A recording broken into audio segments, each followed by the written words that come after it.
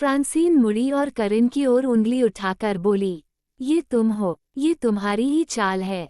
तुमने ही इस औरत को दोष लेने के लिए लाया है। करिन ने मासूमियत से हाथ फैलाए। फ्रांसीन, क्या तुम तभी संतुष्ट होगी जब मैं वही एस्कॉट निकलूं, जैसा तुम चाहती हो? फ्रांसीन नाराजगी से बोली, तुम्हारा क्या मतलब है, जैसा मैं चाहती हूँ? तुम ही तो एस्कॉट हो। अचानक फ्रांसीन के गाल पर एक तेज थप्पड़ पड़ा, जिसकी आवाज साफ सुनाई दी। पैमेला गुस्से में हाँफते हुए बोली, जिन्होंने अपनी पोती को थप्पड़ जड़ दिया था। फ्रांसीन, तुम्हें शर्म नहीं आती? घर पर जो तमाशा किया, अब पुलिस स्टेशन में फिर वही हरकत। करिन तुम्हारी भाभी है, तुम उसे बार बार इस तरह क्यों बेइज्जत करती रहती हो? फ्रांसीन हक्का बक्का रह गई और अपने जलते हुए गाल पर हल्के से हाथ रखते हुए सिसकी। ग्रैंडमा, आपने मुझे मारा। बचपन से आपने मुझे कभी नहीं मारा था, लेकिन करिन की वजह से आपने मुझे थप्पड़ मारा। पैमेला की आंखें अपनी पोती के आंसुओं को देखकर थोड़ी नरम पड़ गईं। लेकिन फ्रांसीन हद पार कर चुकी थी। दांत भींचते हुए पैमेला ने सख्ती से कहा, मुझे तुम्हें पहले ही मारना चाहिए था। अगर मैंने तुम्हें समय पर सिखाया होता तो तुम इतनी बिगड़ी हुई न होती। अभी तुरंत करिन से माफी मांगो और उसका क्षमा याचना करो। फ्रांसीन ने पागलों की तरह चिल्लाते हुए कहा, ग्रैंडमा, मैंने कुछ गलत नहीं किया। मैं क्यों माफी मांगूं? वही एस्कॉट है, मैं सच कह रही हूँ। वही है। करिन कारफ होटल में सेक्स सर्विसेज बेच रही थी। चिल्लाते हुए वह करिन की ओर झपटी, उसके गले पर हाथ कसकर जकड़ लिया और जोर जोर से झकझोरने लगी। मान लो कि तुम होटल में एस्कॉट थी, तुम बेशर्म औरत। फ्रांसीन उसे लगातार हिलाती रही और करिन कुछ भी नहीं कह पाई। पुलिस अधिकारी तुरंत चारों ओर से दौड़ पड़े। ये क्या कर रही हो? ये पुलिस स्टेशन है, तुरंत रुक जाओ। पैमेला इतनी घबरा गई कि लगभग बेहोश हो गईं। फ्रांसीन, बस करो। तभी जेरेमी सिगरेट खत्म कर स्टेशन में दाखिल हुआ और समय रहते अपनी दादी को संभाल लिया। ठंडी नजरों से फ्रांसीन की ओर देखकर उसने आदेश दिया, उसे छोड़ दो। फ्रांसीन हमेशा से अपने भाई से डरती थी, लेकिन इस बार उसने हिम्मत जुटाकर कहा, ब्रदर, तुम इस औरत को अपनी पत्नी नहीं बना सकते। जेरेमी का चेहरा कड़ा हो गया। मुझे दोबारा बोलने पर मजबूर मत करो। उसके तेवर देख फ्रांसीन तुरंत डर गई और करिन को छोड़ दिया। जेरेमी ने पैमेला को टॉमी के हवाले किया और सीधे करिन की ओर बढ़कर उसके गले पर पड़े लाल निशान देखे। तुम बेवकूफ हो क्या? उसने फुसफुसाकर कहा, तुम्हें पता नहीं अपने हाथों से कैसे बचना है। करिन ने भौहें चढ़ाईं। मिस्टर, ये तो टिपिकल विक्टिम ब्लेमिंग है। उसने मुझ पर हमला किया और तुम मुझे ही दोष दे रहे हो कि मैंने बचाव क्यों नहीं किया। होल्डन सच में बड़े ही बेवकूफ औरतों से निपटने वाले लोग हैं। जेरेमी के तने हुए चेहरे पर करिन की बात से थोड़ी ढील आई। उसने उसका गाल हल्के से दबाया। तुम्हारी जबान तो बड़ी तेज है। करिन ने होंठ सिकोड़ते हुए कहा, एम्फ, मुझे गला घोंटने के बाद तुम मेरा गाल दबा रहे हो। मैंने कहा ना, तुम होल्डन्स बिल्कुल भी तर्कसंगत नहीं हो। जेरेमी हल्के से हंस पड़ा और उसके सिर पर हाथ फेरने लगा। फिर फ्रांसीन की ओर घूरते हुए गरजा, तुम अभी घर जाओ। फ्रांसीन समझ गई कि उसका भाई सचमुच गुस्से में है। वो डरते डरते बोली, जेरेमी। लेकिन जेरेमी ने उसकी ओर देखा भी नहीं और करिन के गले पर पड़े निशानों को ध्यान से देखने लगा, जैसे उसकी तकलीफ उसी की हो। दर्द हो रहा है। करिन ने आंखें घुमाईं। उतना नहीं जितना तब हुआ था जब तुमने मेरा गाल दबाया था। जेरेमी के होंठों पर हल्की मुस्कान आ गई। अगली बार ज्यादा सावधान रहना। करिन ने होंठ भींच लिए और उसे नजरअंदाज कर दिया। जेरेमी का करिन के साथ बर्ताव देख फ्रांसीन की आंखें फटी रह गईं। उसने कभी किसी और औरत के लिए इतनी नरमी और सहनशीलता नहीं दिखाई थी। ये देखकर फ्रांसीन का गुस्सा और भड़क उठा और उसने करिन को घूर कर देखा। करिन एक बार फिर बच निकली थी। फ्रांसीन मन ही मन बुदबुदाए, देख लेना, अगली बार मैं तुम्हें इतनी आसानी से नहीं छोड़ूंगी। टॉमी ने पैमेला को सहारा देकर बाहर निकाला और फ्रांसीन भी उनके पीछे चली गई। अचानक 2 पुलिस अधिकारी एक मोटे ताजे मध्यम आयु के आदमी को पकड़कर अंदर लाए। उस आदमी ने फ्रांसीन को देखा और उसकी ओर ऐसे भागा जैसे कोई मसीहा मिल गया हो। उसने हथकड़ियों से बंधे हाथों से उसकी कपड़े पकड़ लिए। मिसेस होल्डन, आपको यहाँ देखकर कितना अच्छा लग रहा है। प्लीज मुझे बचाइए मिसेस होल्डन। वह आदमी और कोई नहीं बल्कि रिचर्ड चैनिंग था। फ्रांसीन घबरा गई और उसकी ओर देखने से बची। अरे ये क्या बकवास है, तुम गलत आदमी को पहचान रहे हो। मैं मिसेस होल्डन नहीं हूँ, मैं तो तुम्हें जानती भी नहीं। रिचर्ड फ्रांसीन के अचानक बदलते रवैये से हैरान रह गया। मिसेस होल्डन, तुम मुझसे मुंह कैसे मोड़ सकती हो? तुम्हारी वजह से ही मैं पकड़ा गया हूँ। फ्रांसीन घृणा से पीछे हटती हुई बोली, तुम गलत आदमी को पहचान रहे हो। मैं तुम्हें जानती भी नहीं। मुझे छोड़ो और दूर रहो। उसने रिचर्ड के हाथ अपने कपड़ों से हटाने की कोशिश की। उसने पुलिस वालों पर चिल्लाते हुए कहा, तुम लोग क्या देख रहे हो?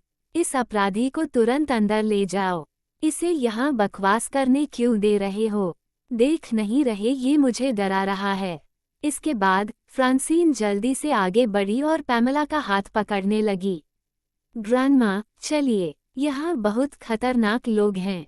पुलिस वालों ने रिचर्ड को घसीटते हुए ले जाना शुरू किया तो वह गुस्से से तड़पता हुआ बोला, मिसेस होल्डन, तुमने मुझे इस्तेमाल करके अब यूं ही छोड़ दिया। मुझे पहचानने से भी इनकार कर रही हो। ठीक है, इसका अंजाम भुगतना पड़ेगा। तुमने ही मुझे मजबूर किया है।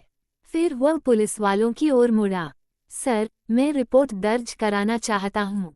वही है, उसी ने मुझसे ये सब करवाया। वही असली गुनाहगार है। उसकी बात सुनकर सबकी नज़रें फ्रांसीन पर टिक गईं। फ्रांसीन ने खुद को शांत दिखाने की कोशिश की और पैमेला से बोली, ग्रैंडमा, वो पागल है। चलिए अभी यहाँ से चलते हैं। लेकिन पैमेला को कुछ अजीब लगा और वह फ्रांसीन के साथ नहीं गईं। उन्होंने अधिकारी से पूछा, सुनिए, इस आदमी ने क्या किया है? एक पुलिस अधिकारी ने जवाब दिया, मैडम, इसे होटल में छुपकर कैमरा लगाकर लोगों की जासूसी करते हुए पकड़ा गया है। ये प्राइवेसी का उल्लंघन है।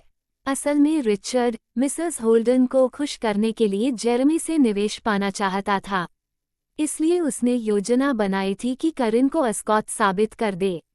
लेकिन अपनी हवस के लिए उसने कमरे में एक मिनी कैमरा भी लगाया ताकि करिन की हालत को रिकॉर्ड कर सके और अपने निजी मनोरंजन के लिए रख सके। लेकिन इससे पहले कि वह कुछ रिकॉर्ड करता, पुलिस अंदर घुस आई और उसे गिरफ्तार कर लिया। पैमेला गंभीर चेहरे के साथ रिचर्ड को देखने लगी।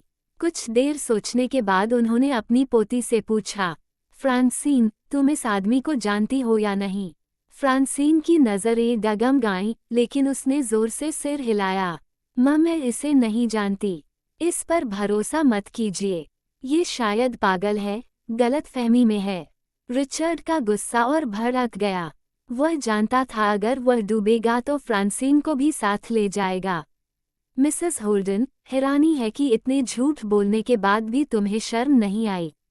क्या तुमने ही मुझे आज करिन का ठिकाना नहीं बताया था?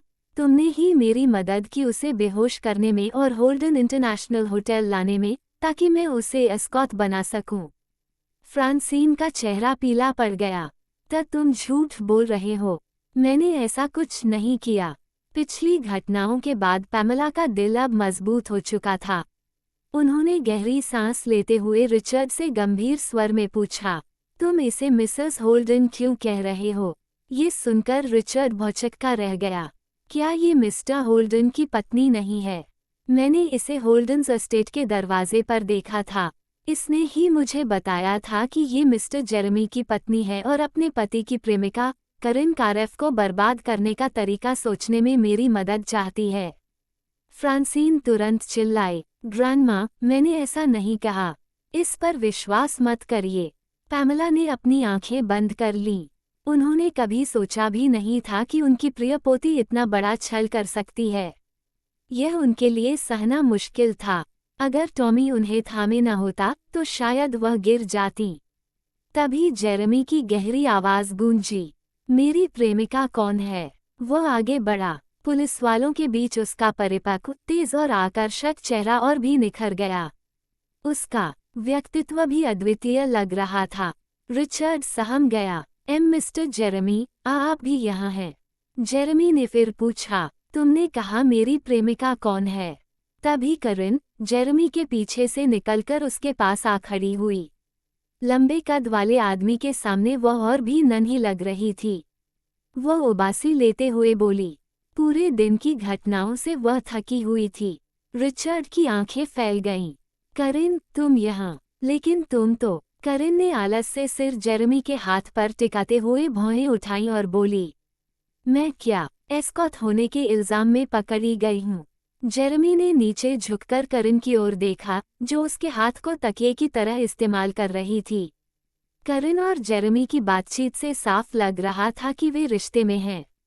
हालांकि यह रिश्ता मीठा और रोमांटिक नहीं लग रहा था, लेकिन किसी को भी आसानी से विश्वास हो सकता था कि दोनों साथ हैं।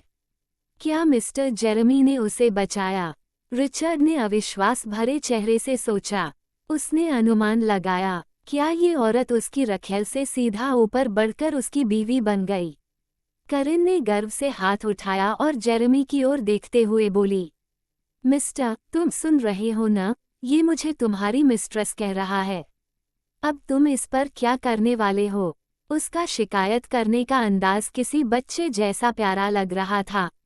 जेरेमी ने आंखें सनकरी करते हुए हल्की मुस्कान दी। उसने सिर उठाकर रिचर्ड की ओर तिरस्कार से घूरते हुए कहा, कौन मिस्ट्रेस है? दोबारा कहो। रिचर्ड घबराकर कंधे उचकाने लगा। वो, क्या ये नहीं है?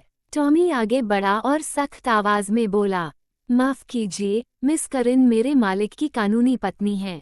असली मिसेस होल्डन। क्या? रिचर्ड की तो जान ही निकल गई।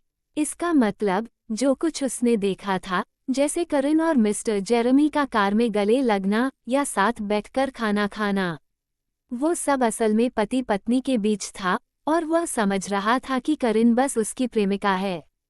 मैं पूरी तरह गलत था।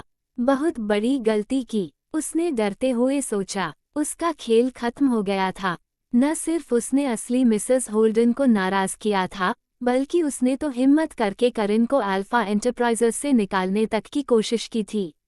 किसे पता था कि वही गांव की लड़की, मिस्टर जेरेमी जैसे प्रथम श्रेणी परिवार के आदमी की पत्नी बन जाएगी। रिचर्ड सोच रहा था कि उसके किए अपराध पर उसे 10 दिन से आधे महीने तक की जेल हो सकती है। लेकिन अब, जब उसने मिस्टर जेरेमी और उनकी पत्नी दोनों को नाराज किया है, तो अगर वह दोबारा आज़ाद हुआ तो ये किसी चमत्कार से कम नहीं होगा। अगर पुलिस वाले उसे दोनों तरफ से पकड़े न होते, तो वह अभी तक घुटनों के बल गिर चुका होता। मिस्टर जेरेमी, मिसेस होल्डन, माफ कर दीजिए। सच में, मुझे माफ कर दीजिए, मुझे नहीं पता था। मुझे इसके बारे में कोई जानकारी नहीं थी।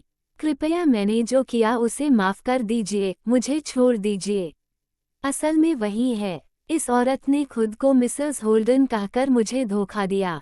उसी ने मुझे असली मिसेस होल्डन के खिलाफ भड़काया। अपना बचाव करने के लिए रिचर्ड ने फिर से फ्रांसीन को बीच में घसीटा।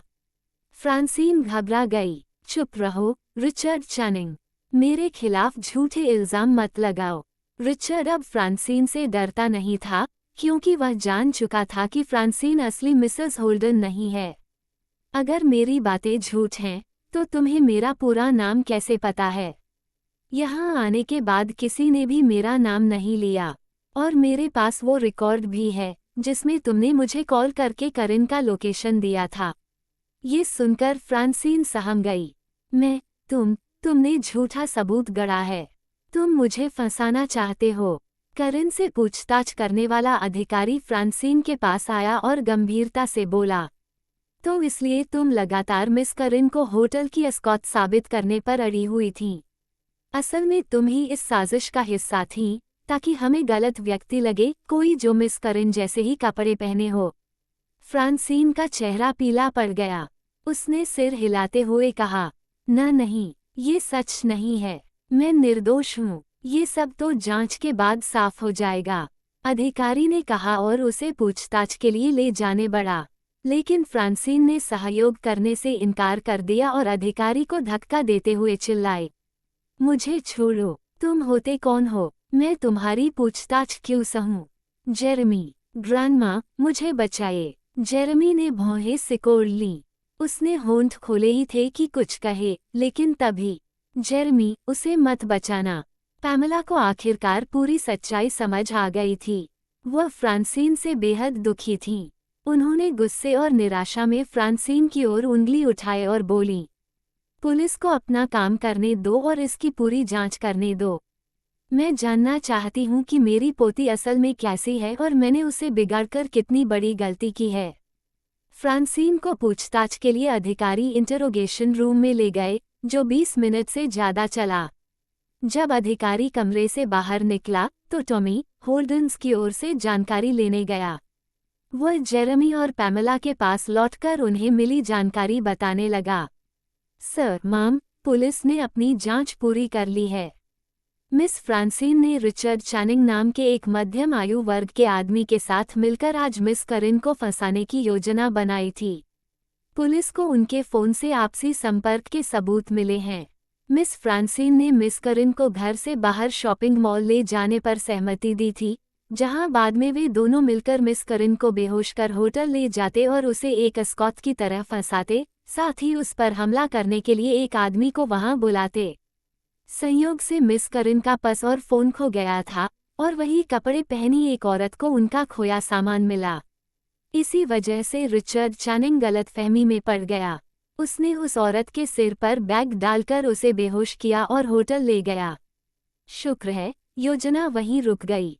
जिस आदमी ने इस काम के लिए पैसे दिए थे, उसने उस औरत को हाथ तक नहीं लगाया। औरत भी एस्कॉर्ट नहीं थी। लेकिन मिस फ्रांसीन ने अपराध किया है, इसलिए उसे 15 दिन की प्रशासनिक हिरासत में रखा गया है। ये परिणाम पैमेला के लिए सहन करना मुश्किल हो गया। आखिरकार वह बेहोश हो गईं। जेरेमी ने तुरंत हाथ बढ़ाकर उन्हें थामा और टॉमी को सख्त लहजे में आदेश दिया, एम्बुलेंस बुलाओ। Yes sir. टॉमी ने फौरन अपना फोन निकाला और कॉल किया। अचानक करिन ने धीमी आवाज में कहा, आपको करने की जरूरत नहीं। मैंने अभी थोड़ी देर पहले ही एम्बुलेंस बुला दी थी।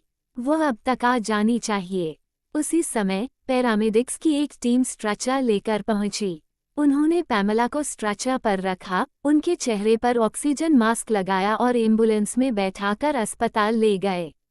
जेरेमी के आदेश पर टॉमी भी एम्बुलेंस के साथ चला गया। जल्द ही पुलिस स्टेशन वापस अपनी शांति और गंभीर माहौल में लौट आया। जेरेमी ने सनकरी नजरों से करिन की ओर देखा। क्या उसने सब पहले से भांप लिया था, इसलिए पहले ही एम्बुलेंस बुला ली? करिन ने जेरेमी की ठंडी और टोल लेने वाली नज़र महसूस की, लेकिन नज़रअंदाज करते हुए अधिकारी के पास जाकर विनम्रता से बोली, सर, क्या मुझे थोड़ी देर के लिए फ्रांसीन से बात करने की इजाज़त मिलेगी? अधिकारी हैरान हुआ। वो तुम्हें नुकसान पहुंचाना चाहती थी, उसके बावजूद तुम उससे बात करना चाहती हो। करिन मुस्कुराई। वह मेरे पति की बहन है। जब वह बाहर आएगी तब भी मुझे उससे मिलना ही होगा। तो क्यों न अभी ही बातचीत कर लूं ताकि भविष्य में शांति से रहा जा सके। युवती, तुम बहुत सकारात्मक और खुले विचारों वाली हो। अधिकारी को यह अच्छा लगा कि वह शुरू से ही सहयोग कर रही थी, इसलिए उसने उसकी रिक्वेस्ट मान ली। ठीक है, जाओ, लेकिन ज्यादा देर मत करना। ठीक है, धन्यवाद, करिन ने जवाब दिया। इंटरोगेशन रूम में जैसे ही फ्रांसीन ने करिन को अंदर आते देखा, वह गुस्से में खड़ी होकर चिल्लाई, करिन कारफ, तुम चालाक औरत, ये सब तुम्हारी ही चाल है। तुमने ही मुझे यहाँ फंसाया है। अमीर घराने की बिगड़ी हुई बेटी होने के नाते फ्रांसीन ने कभी पूछताछ का सामना नहीं किया था। वह बेहद परेशान और चिढ़ी हुई थी। जब उसने पूछताछ में सहयोग करने से इनकार कर दिया, तो अधिकारी ने उसका हाथ टेबल से हथकड़ी से बांध दिया, वरना वह करिन पर टूट पड़ती और काटने तक से पीछे नहीं हटती। करिन आराम से उसके सामने बैठ गई। फ्रांसीन की चीख चिल्लाहट से ऊबकर उसने आलस से अपनी उंगली कान में डालकर उसे साफ किया और बोली, नहीं, ये तुम्हारी चाल थी। मैं तो बस तुम्हें तुम्हारे ही खेल में मात दे रही हूँ। फ्रांसीन इतनी गुस्से में थी कि उसे समझ ही नहीं आ रहा था क्या जवाब दे। दांत भींचते हुए उसने कहा, तुम अब भी वही घटिया, दो मुंही औरत हो जो जेरेमी और मेरी दादी के सामने मासूम और सीधी बनने का नाटक करती हो, जबकि उनके पीछे इतनी साजिशें रचती हो। करिन मुस्कुराई, तो मैं एक तरफ मासूम और दूसरी तरफ बुरी औरत भी हूँ। मेरे पास हजारों चेहरे हैं। अच्छे लोग मेरी अच्छाई देखते हैं और बुरे लोग मेरी बुराई। मिस फ्रांसिन, पहले अपने किए पर सोच लो, फिर मुझ पर इल्जाम लगाना। उस युवती का चेहरा तो किसी फरिश्ते जैसा था, लेकिन वह शैतान जैसी हंसी हंस रही थी उन लोगों से बदला लेने के लिए जो उसे नुकसान पहुंचाने की कोशिश करते थे। फ्रांसीन की रीढ़ में सिहरन दौड़ गई। शैतान, तब तुम शैतान हो। करिन ने हल्का सा भान चढ़ाया। ये तुम्हारे ऊपर है कि तुम मुझे शैतान मानो या नहीं, लेकिन मैंने पहले ही चेतावनी दी थी। कहा था कि मुझसे मत उलझो, पर तुमने सुना ही नहीं। अब फ्रांसीन को मानना पड़ा कि वह हार चुकी है, लेकिन उसके मन में अब भी सवाल था। आखिर तुमने किया कैसे? रिचर्ड तुम्हें ही होटल लाया था। मैंने अपनी आंखों से देखा। करिन आलस से पीछे टिक गई और हल्की हंसी हंसी। मेरे शिक्षक मुझे हमेशा कहा करते थे, जब कोई लड़की अकेली बाहर निकले तो उसे ये बात समझनी चाहिए, किसी को नुकसान पहुंचाने की नीयत मत रखो, लेकिन दूसरों से होने वाले नुकसान से हमेशा सावधान रहो। तुम अचानक इतनी मीठी बन गईं और मुझसे शॉपिंग चलने की मिन्नत करने लगी। इतना बड़ा बदलाव साफ साफ शकी था। मैं इतनी भोली नहीं कि मान लूं तुमने सच में अपना मन बदल लिया। जहां तक मेरी योजना का सवाल है, वो मैं तुम्हें कभी नहीं बताऊंगी। असल में करिन को अब भी फ्रांसीन से थोड़ी उम्मीद थी। वह चाहती थी कि अगले 3 महीने शांति से निकल जाएं। आखिरकार एक झंझट कम होना हमेशा अच्छा होता है। लेकिन उसके अधीनस्थ एरन ने पता लगाया था कि रिचर्ड कई दिनों से होल्डन्स की कोठी के बाहर मंडरा रहा था। उसने लोगों को रिचर्ड पर नजर रखने का आदेश दिया। तभी एरन के आदमियों ने पता लगाया कि रिचर्ड और फ्रांसीन आपस में संपर्क में थे, और उसने समय रहते ये खबर करिन तक पहुंचा दी। पूरा खेल उनके काबू में था, और करिन ने फ्रांसीन को उसी की चाल में मात दी। जो औरत करिन जैसे कपड़े पहनी थी, उसे एरन ने ही उसकी जगह भेजा था। शुरुआत में पैमेला की खातिर करिन ने फ्रांसीन को एक मौका दिया था। वह चाहती थी कि फ्रांसीन बीच में ही रुक जाए, ताकि बात इतनी नीचे न गिरे। लेकिन अफसोस, फ्रांसीन नहीं रुकी। उसने जिद पकड़ ली कि करिन को अस्कॉत कहकर बदनाम करे। नतीजा वही भुगतना पड़ा। फ्रांसीन ने उसे गुस्से से घूरते हुए कहा, करिन कारेफ, ज्यादा मत इतराओ। मेरे भाई को तुम्हारे जैसी दो मुंही औरत कभी पसंद नहीं आएगी। करिन ने उबासी ली। अच्छा, ये तो और भी अच्छा है। वैसे भी मुझे तुम्हारे उबाऊ भाई में कोई दिलचस्पी नहीं। क्या तुम्हें मेरे भाई से पसंद नहीं? फ्रांसीन हक्की बक्की रह गई। फिर तुरंत आंखें घुमाकर बोली, मैं मानती ही नहीं। अगर तुम्हें पसंद नहीं, तो तुमने उससे शादी क्यों की? तुम झूठी हो। करिन ने ठंडी हंसी हंसी। क्या तुम सच में सोचती हो कि मैंने उससे शादी करने की ख्वाहिश रखी थी? हो सकता है तुम्हारे भाई को कई औरतें सबसे योग्य दूल्हा माने, लेकिन मेरे लिए नहीं। हाँ, मानती हूँ, मिस्टर की शक्ल अच्छी है, पर उसका चेहरा हमेशा पत्थर जैसा ठंडा रहता है। आधा दिन निकल जाए, लेकिन उसके मुंह से एक शब्द तक न निकले। ऐसे में तो घर में सजावट के लिए मूर्ति रखना बेहतर है, बजाय इसके कि सारी जिंदगी एक घमंडी, ठंडे और चुप आदमी के साथ गुजारूं। फ्रांसीन को लगा उसके कान धोखा दे रहे हैं। वो घबराए। तुम हिम्मत करती हो मेरे भाई के बारे में ये सब कहने की? क्या तुम्हें डर नहीं कि वो तुमसे तलाक ले लेगा? करिन ने दोनों हथेलियां जोड़कर मानो दुआ की तरह कहा, वो तो मेरा सपना सच हो जाएगा। अगर उसने तलाक दे दिया, तो मैं भगवान और पूरी दुनिया का शुक्रिया अदा करूंगी, चैरिटी में पैसे दान करूंगी और अपने तन मन को साफ कर लूंगी। फ्रांसीन ने अविश्वास भरी नजरों से करिन को देखा। उसे सबसे हैरानी इस बात की थी कि करिन झूठ नहीं बोल रही थी। कोई औरत जेरेमी को पसंद नहीं करती। मेरा भाई तो बेमिसाल है, उसका लुक्स मॉडल जैसा है, नामी परिवार से है और बेहिसाब दौलत रखता है। करिन की हिम्मत कैसे हुई उसे नापसंद करने की। उसी पल जेरेमी ने सब कुछ सुन लिया। उसका लंबा चौड़ा शरीर इंटरोगेशन रूम के दरवाजे के बाहर खड़ा था। उसका चेहरा काला पड़ गया था। उसके होंठ एक सीधी रेखा में दबे थे, ये दिखाने के लिए कि वह बेहद खफा था। करिन ने फ्रांसीन की तरफ देखा। उसका बेपरवाह रवैया गायब हो गया और अब वो गंभीर दिख रही थी। अब असली बात करने का समय था। मैं यहाँ तुम्हें ये सब बताने आई हूँ ताकि तुम्हें समझ आ जाए कि मुझे घर से निकालने के लिए तुम्हें इतनी साजिशें करने की ज़रूरत नहीं है। जब समय आएगा मैं खुद चली जाऊंगी। तुम चाहो भी तो मैं एक पल और नहीं रुकूंगी। फ्रांसीन चौंक गई और जिज्ञासा से बोली, समय आने पर इसका मतलब क्या है? करिन ने भौं उठाए। तुम्हें नहीं पता, तुम्हारे भाई ने मुझसे शादी सिर्फ तुम्हारे दादा को खुश करने के लिए की थी, ताकि उनकी तबीयत और न बिगड़े।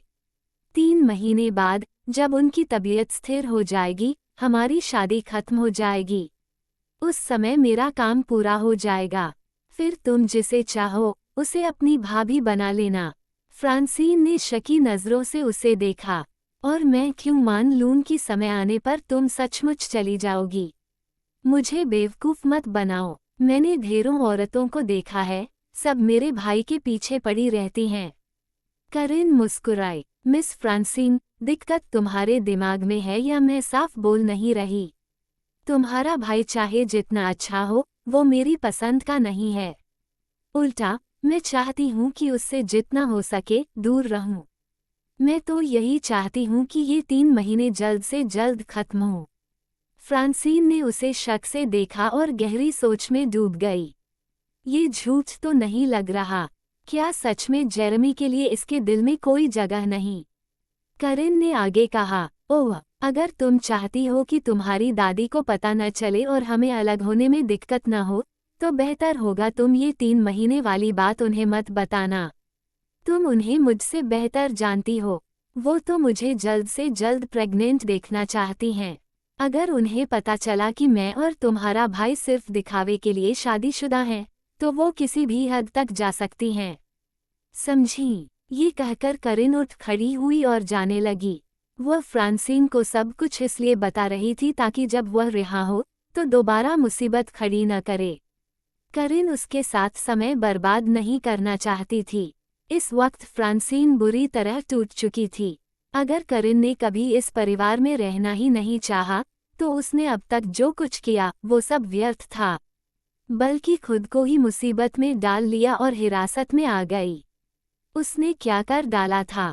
करिन, फ्रांसीन ने आवाज लगाई। करिन रुक गई और पलटकर बोली, क्या? फ्रांसीन ने अहंकारी अंदाज में कहा, मैं तुम्हारी बात मान लूंगी। अगले 3 महीने मैं तुमसे नहीं उलझूंगी। अब उन्हें कहो कि मुझे बाहर छोड़ दें।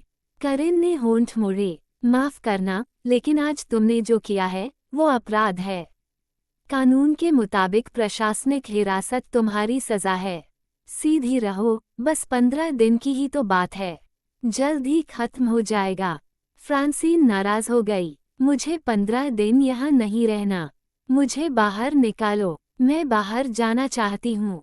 जेरेमी मुझे छुड़ा सकता है। उसे कहो मुझे बाहर निकाले।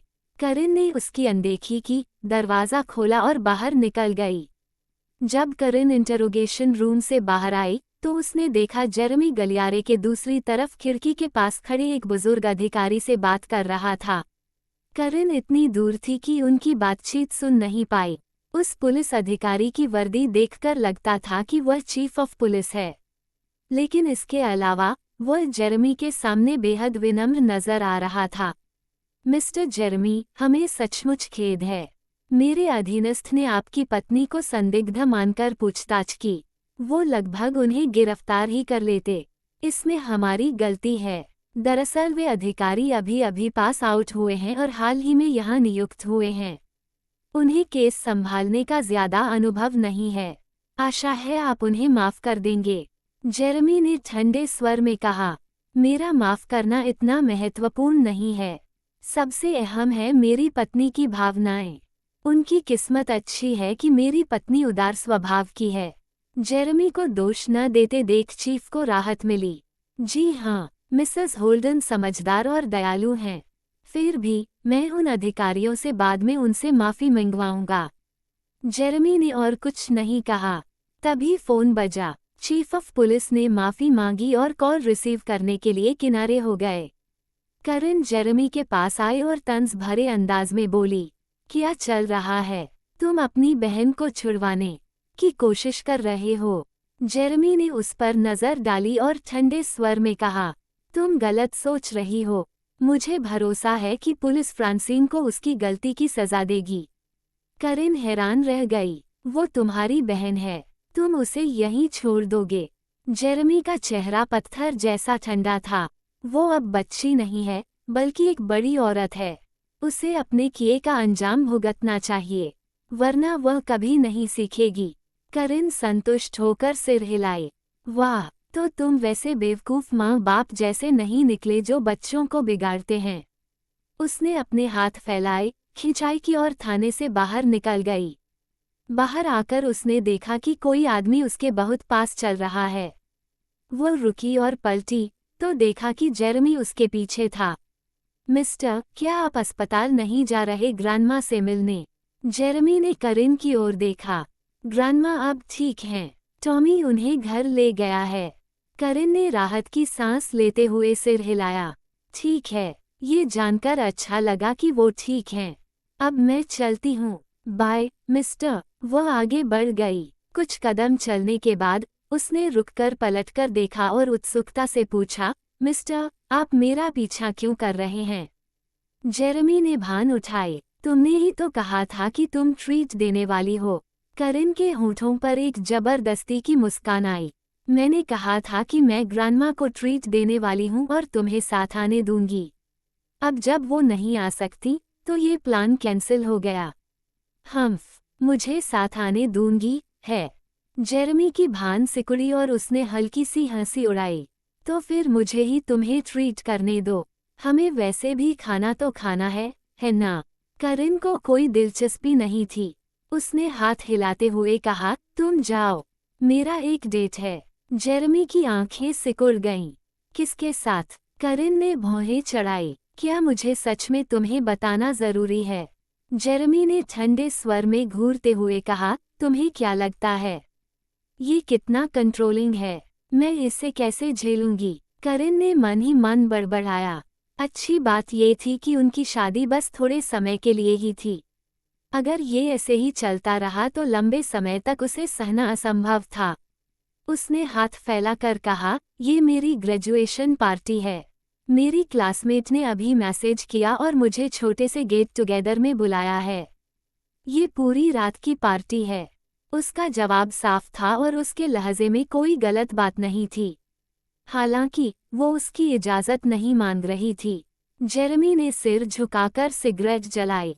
ग्रेजुएशन के बाद वैसे भी तुम अपने यूनिवर्सिटी मेट से नहीं मिलोगी। ऐसी बेकार पार्टियों में जाने की क्या जरूरत है?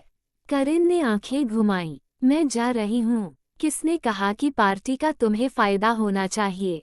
हम क्लासमेट्स थे और अब आगे जाकर कॉर्पोरेट मजदूर बनने वाले हैं। अलग अलग रास्तों पर चले जाएंगे और शायद कभी साथ पार्टी करने का मौका न मिले, तो मैं उनके साथ एक अच्छा फेयरवेल चाहती हूँ। जेरेमी की गहरी काली आंखों में देखकर करिन उसकी भावनाओं को समझ नहीं पाई। 2 सेकंड की चुप्पी के बाद उसने कहा, कार में बैठो, मैं तुम्हें छोड़ दूंगा। करिन ने सिर हिलाया। जरूरत नहीं, मैं टैक्सी ले लूंगी। वह वाक्य पूरा भी नहीं कर पाई थी कि उसे छोटे खरगोश की तरह कार में धकेल दिया गया। कभी कभी उसे सच में लगता था कि जेरेमी कितना अजीब इंसान है। वो हमेशा दूसरों से ऊंचाई पर रहता है और सबसे बुरी बात, हर मामले में नाक घुसाना पसंद करता है। करिन का गंतव्य था happy party ground. Thank you, उसने हल्के स्वर में कहा और फिर अकेली पार्टी ग्राउंड के अंदर चली गई। काली मर्सिडीज बेंज वहीं खड़ी रही, हिली तक नहीं। ड्राइवर ने पीछे मुड़कर पूछा, सर, अब घर चलना है या कहीं और? जेरेमी ने कोई जवाब नहीं दिया और ड्राइवर ने दोबारा पूछने की हिम्मत नहीं की। जेरेमी ने अपनी गहरी, ठंडी आंखों से गेट की ओर घूरा। अचानक ज़ीक का कॉल आया। हे जेरेमी, तुम कहाँ हो? ट्वाइलाइट चलकर ड्रिंक करेंगे, ज़ीक ने पूछा। कहीं और चलते हैं, जेरेमी ने कहा। ठीक है, कहाँ? ज़ीक ने जवाब दिया। हैप्पी पार्टी ग्राउंड, जेरेमी ने कहा। व्हाट? कहाँ? हैरान ज़ीक कुछ सेकंड के लिए चुप रह गया, जैसे उसे यकीन न हुआ हो कि उसने सही सुना। पार्टी ग्राउंड वह जगह थी जहां छात्र इकट्ठा होना बहुत पसंद करते थे। लेकिन ऐसी जगह कुछ सफल बिजनेसमैन और अमीर घरानों के बच्चों को बचकानी और बेकार लगती थी।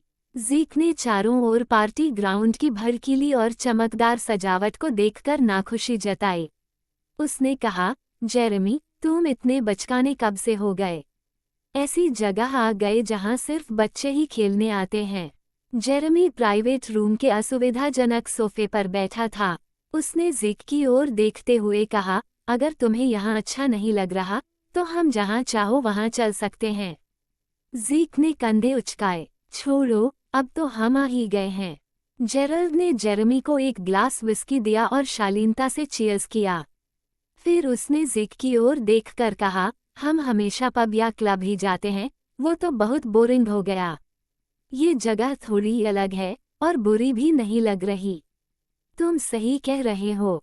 ज़ीक मुस्कुराया और उनके पास बैठ गया।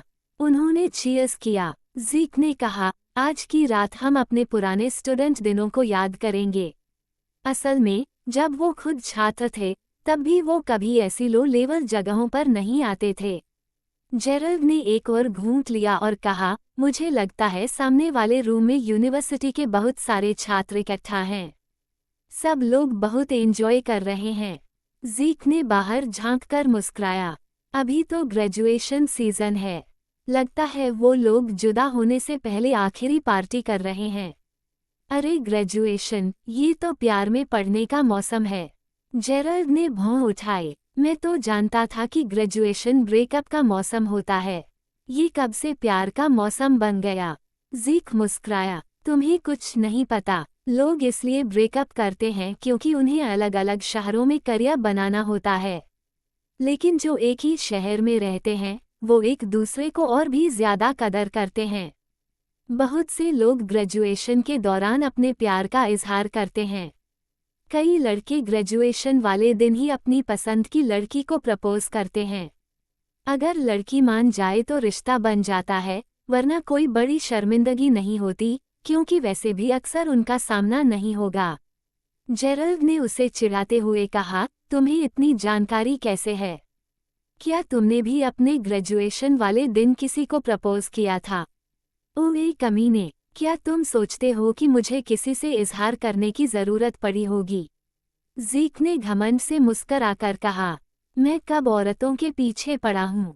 जेरेमी ने अपनी आंखें सिकोड़कर ग्लास घुमाया और गहरी सोच में डूब गया। ग्रेजुएशन, इजहार। उसे सुबह की बात याद आई जब university of new capital city में एक लड़के ने करिन को बुलाकर उसे एक मतलब भरा बटन दिया था। दोनों काफी देर तक हंसते बोलते रहे थे। वो बेवकूफ लड़की दिखने में प्यारी है, अगर कोई उसे प्रपोज करे तो अजीब नहीं होगा, उसने सोचा। उसके हाथ में पकड़ी विस्की बर्फ के साथ वैसे ही ठंडी थी, लेकिन जैसे उसके ग्लास का तापमान और नीचे चला गया हो, विस्की और भी ठंडी लग रही थी। ज़ीक ने ग्लास उठाकर अफसोस जताया, सच कहूं तो मुझे हमारे पढ़ाई वाले दिन बहुत याद आते हैं। उस समय हम कितने बेफिक्र थे। Excuse me. अचानक जेरेमी ने ग्लास नीचे रखा और कमरे से बाहर निकल गया।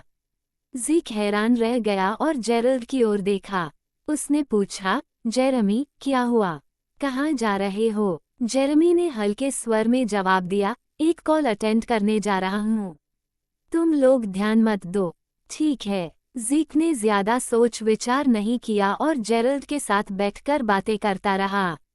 जेरेमी ने टॉमी का कॉल रिसीव किया।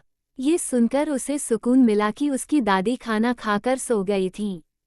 फोन काटने के बाद वह अपने रूम में वापस जाने की जल्दी में नहीं था। उसने सामने वाले कमरे के दरवाजे की ओर मायने भरी नजर डाली। इस जगह की साउंड इंसुलेशन अच्छी नहीं थी। दूसरे कमरों से युवा लोग जोर जोर से पॉप गाने गा रहे थे। अक्सर तो बेसुरे ही लगते थे। अचानक एक लड़का कॉल रिसीव करने के लिए दरवाज़ा खोलकर बाहर आया और उसे बंद करना भूल गया। आधा खुला दरवाज़ा होने से जेरेमी ने अंदर देखा। वहाँ करिन बैठी थी। वो पास झुकी हुई थी, शायद शोर की वजह से ठीक से सुन नहीं पा रही थी, एक लड़के की ओर जो उससे कुछ कह रहा था। वे इतने करीब थे कि उनके चेहरे लगभग छूने वाले थे। तभी अचानक एक लड़की आई और दरवाज़ा बंद कर दिया। दरवाज़ा बंद होने के बाद कल्पना के लिए बहुत कुछ बाकी रह गया। जेरेमी ने सिर झुकाकर सिगार सुलगाया। वह दीवार से टिककर खड़ा हो गया और धुएं के छल्ले छोड़ने लगा। धुआं उसके चेहरे के आसपास तैरता रहा। प्राइवेट रूम के अंदर इलेक्ट्रॉनिक डांस म्यूजिक और डिस्को लाइट्स ने माहौल को बेहद चहल पहल और शोरगुल से भर दिया था। करिन, अब जब तुम ग्रेजुएट हो गई हो, आगे क्या करने वाली हो? पास बैठा होने के बावजूद चेस्टर को चिल्लाकर बोलना पड़ा ताकि करिन उसकी बात सुन सके। सवाल साफ सुनकर करिन सीधी बैठ गई और आधी आवाज में चिल्लाई, मुझे अभी पता नहीं। लेकिन तुम यहाँ क्यों हो? तुम तो इस साल ग्रेजुएट नहीं हो रहे। चेस्टर ने झेपकर होंठ भींच लिए। मेरे कुछ अच्छे दोस्तों ने आज ग्रेजुएशन किया है। उन्होंने मुझे बुलाया था। करिन ने समझते हुए सिर हिलाया। असल में चेस्टर तो सिर्फ उसके लिए आया था। अब जब करिन ग्रेजुएट हो चुकी थी, उससे मिलना आसान नहीं रहने वाला था। वो पिछले 3 साल से उसे चुपचाप पसंद करता था। पहली बार जब उसने करिन को कॉलेज के पहले साल में देखा था, तभी से उसके लिए उसका मन कभी नहीं बदला। आज सुबह ही उसने हिम्मत जुटाकर अपने प्यार का इजहार किया था, लेकिन करिन ने उसे ठुकरा दिया। फिर भी उसने हार नहीं मानी थी।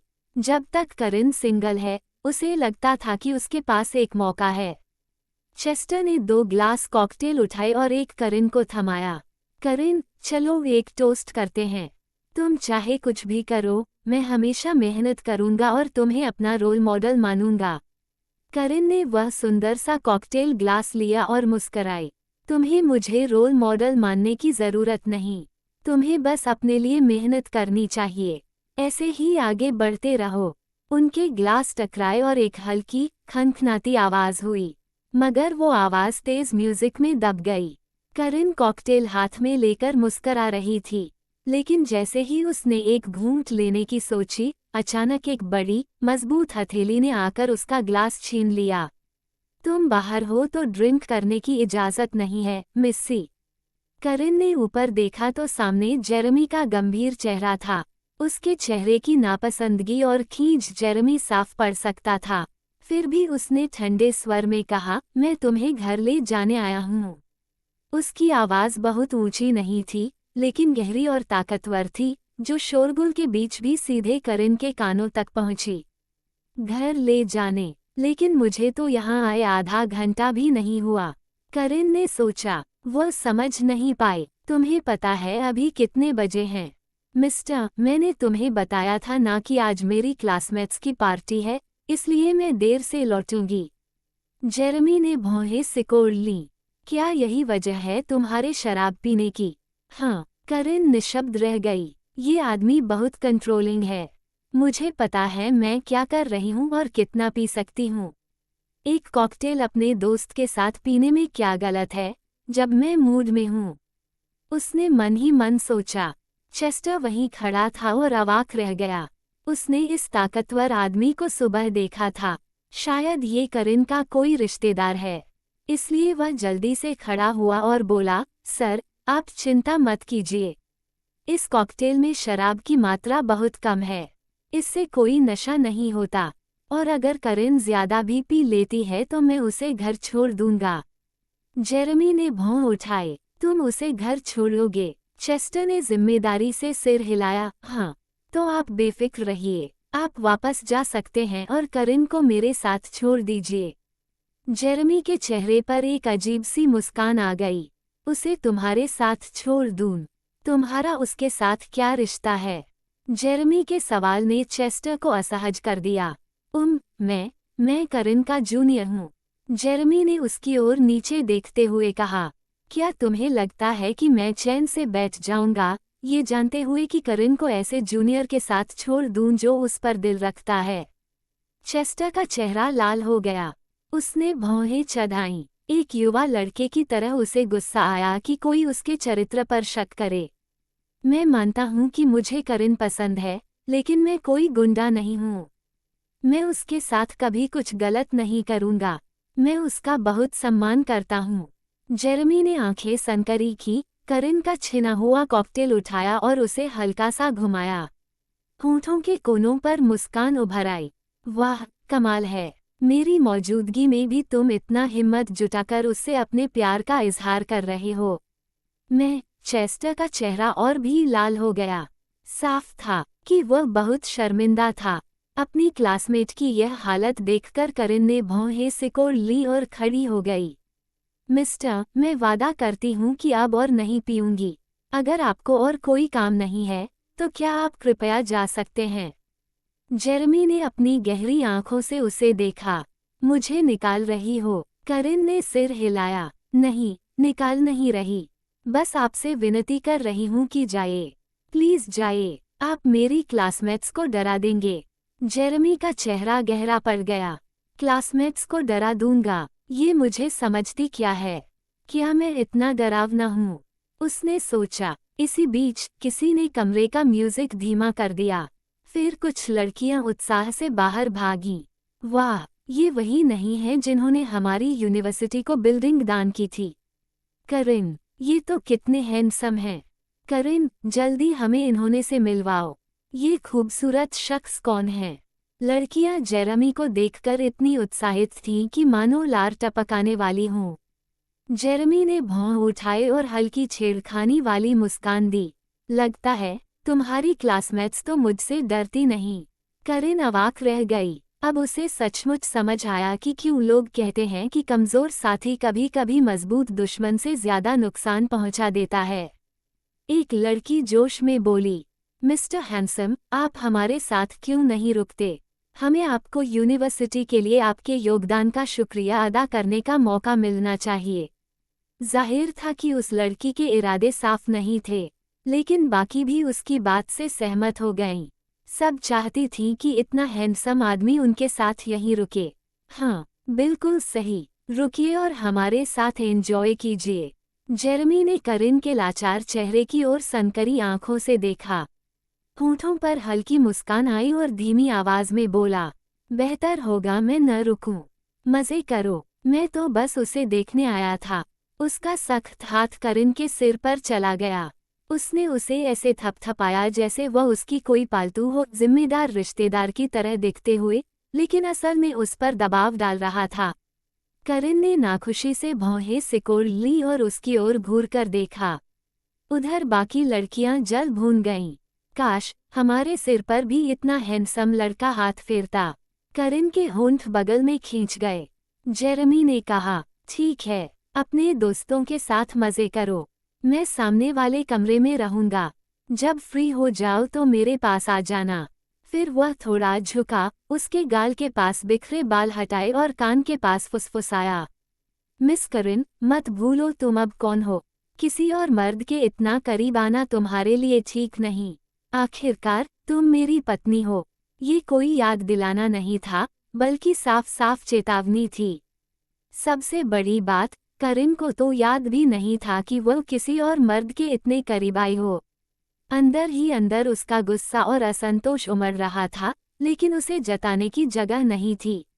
जेरेमी सीधा खड़ा हुआ और चारों तरफ नजर दौड़ाई। एक सलीकेदार जेंटलमैन की तरह उसने सबको कहा, मजे करो, और हाँ, आज का बिल करिन देगी। सब कुछ उसके ऊपर है। करिन की क्लासमेट्स पहले तो दंग रह गईं, लेकिन अगले ही पल जोरदार चीख पुकार और खुशियों की आवाज गूंज उठी।